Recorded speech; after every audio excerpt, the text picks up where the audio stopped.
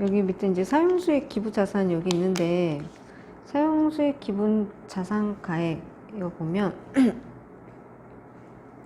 국가 지방자치단체 법인세법 규정에 따른 법정기부금 대상 법인 또는 법인세법 시행령 지정기부금 대상 단체, 여기에다가 무상으로 기부하는 자산, 이게 사용수익 기부 자산인데, 그러니까 여기 조건이 있죠. 이제 일정한 기간 동안 사용하거나 수익을 얻을 것을 조건으로 해서 요거를 기부를 한 거예요. 근데 아까 기부금이 아니라고 했잖아요. 요거는 그러니까 분기가 뭐 차변의 사용수익 기부 자산, 자산은 하나 별도로 만들겠죠. 그 다음에 대변의 건물을 이제 기부를 했다라고 하면,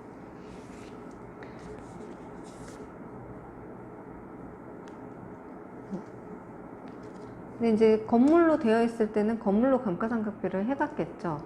근데 사용수익 기부자산으로 넘어가게 되면 얘가 이제 무형자산으로 가는 거예요. 건물이라는 것 자체는 유형자산이었잖아요. 근데 사용수익 기부자산이라고 하면 얘가 무형자산으로 넘어가는 거죠. 그러면서 이제 감가상각하는 방식도 달라지겠죠. 근데 이거는 보면 아까 법정기부금단체, 지정기부금단체, 뭐 국가지방자치단체 딱 공익을 목적으로 하는 게 다 보이잖아요. 그런 것만 이렇게 해준다 라고 하는데, 근데 이제 여기 위에서 얘기한 단체가 아닌 자에게 사용수익하는 조건으로 무상으로 기부하는 자산, 요거는 비지정 기부금으로 보아서 송금에 산입하지 않습니다. 그러니까 성급 임차료로 하거나 아니면 비지정 기부금을 하거나, 비지정 기부금은 어쨌든 그냥 전액 송금 불산이 되는 거잖아요. 이게 왜 이렇게 해놓냐면, 이게 예를 들어서 내가 건물을 갖고 있는데 이런 공익단체가 아닌 제3자한테 건물을 기부를 했어요. 그럼 그게 이제 특수관계자일 수도 있죠. 그리고 거래처일 수도 있죠. 거래처면 접대비가 될 수도 있고, 특수관계자면 뭐가 될까요?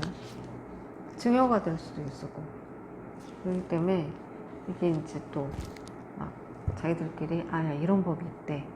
그러면 내가 그러면 이거 주는 걸로 할 테니까 나 그 뭐 영업권 줘, 뭐 이런 사업권 줘, 이렇게 할 수도 있잖아요. 그래서 이제 이렇게 제한을 준 거죠.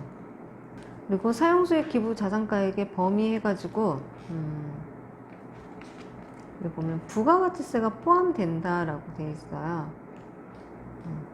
건물 같은 경우는 건물분 부가세가 있을 거기 때문에 이것까지 같이 사용수익 기부 자산가액으로 넣는다라는 거죠. 근데 그 이유는 기부금, 이게 기부금으로 안 하잖아요. 지금 사용수익 기부 자산이라는 별도의 자산 계정, 무형자산 계정으로 만드는데, 우리가 건물에는 부가세가 있잖아요. 건물을 양도를 했어요. 아니면 우리가 사용하던 뭔가 물건을 이렇게 기부를 했어요.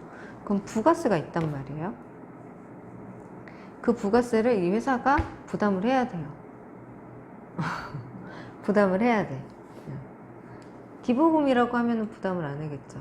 근데 목적이 있잖아요. 지금 일정 기간 동안 사용하거나 수익을 얻을 목적으로 이거를 기부를 한단 말이에요.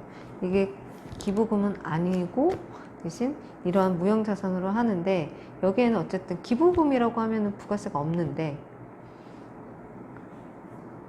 이러한 자산으로 무형자산으로 등록하면서 부가세가 있어요. 이 건물분에 대해서. 이 건물분 부가세를 여기 단체한테 받을 수 있냐? 못 받죠. 근데 부가세는 납부를 해줘야 돼요. 이 부가세까지도, 부담을 한 부가세까지도 사용수익 기부 자산으로 넣겠다 하는 거죠. 이게 회사 업무하다 보면요, 부가세 이슈가 있어요. 근데 되게 단순하게 생각하는 것들이 많아요. 부가세를 그냥 매출이 일어나면 10% 내는 거 라고 생각들을 많이 하죠. 근데 기부금이 있을 수도 있고 이런 자산에 있을 수도 있고, 그래서 부가세 이슈가 있어요. 내가 좋은 일을 하려고 기부를 했는데 이게 기부금이 발생할 수도 있고, 또 회사에서 자기네가 만든 물건을 회사에서 자가공급을 쓰고 있어요. 그것도 우리가 만들어서 쓰는 건데 무슨 부가세를 내냐, 이렇게 생각하시는 분들도 많죠. 그 부가세에 대해서는 꼭 누군가 남한테 유상으로 파는 경우면 부가세가 있다라고 생각하는 것들이 많이 있어서 그런 것까지 따지면 이제 부가세가 쉽진 않은데, 그래서 여기 이제 부가세가 포함된다라고 되어 있다라는 거는 부가세를 내야 된다는 얘기죠.